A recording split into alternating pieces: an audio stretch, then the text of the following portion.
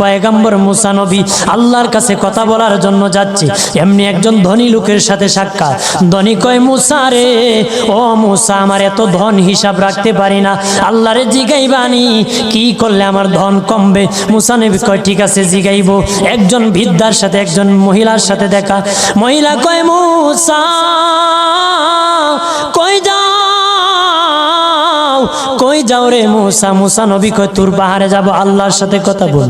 মুসা রে, আল্লাহরে জিগাইবানি, আমি গরিব মানুষ, আমি ভালো কিছু কিনতে পারি না, ছেলে মেয়েকে ভালো কিছু খাওয়াইতে পারি না, ভাঙ্গা গোর, এত গরিব, ভালো করে ঘর বানাইতে পারি না, আল্লাহরে জিগাইবানি কি করলে আমার উন্নতি হবে, ধনী হব, টাকা পয়সা হবে, আল্লাহরে জিগাইবানি।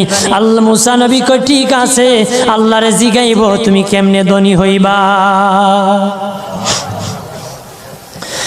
আল্লাহ নবী মুসা নবী তিন রাস্তার মোড়ে যা দেখে একটা লোক বসে আছে, তার দুই হাত নাই, দুই পা নাই, দুই হাত নাই, দুই পা নাই।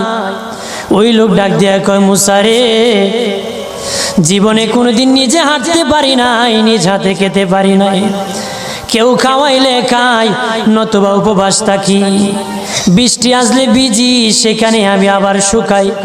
ও মুসা, জীবনে কোনো কাজে দুনিয়ার লাগি নাই, আল্লাহরে জিগাইবানি কোন কারণে আমারে বানাইছে? আল্লাহ কয়, জিগাই মনে। মুসা নবী কয়, আল্লাহরে তোর পাহাড়ে মুসা নবী, মুসা ছিল কালিমুল্লাহ, কথা বলার প্রেম ছিল, কথা বলতো, কথা বলার প্রেম ছিল। কথা বলতে বলতে শেষ দিকে আল্লাহ গো, আসার সময় তিনটা লোক আমার কাছে প্রশ্ন করেছে। একজন লোক হলো ধনী, কিভাবে তার ধন কমবে গো? আল্লাহ বলেন, মুসা রে, তারে জানিয়ে দাও যাকাত দেওয়া যেন বন্ধ করে দে, শুকরিয়া আদায় করা যেন বন্ধ করে দে, তাহলে আমি প্রভু আল্লাহ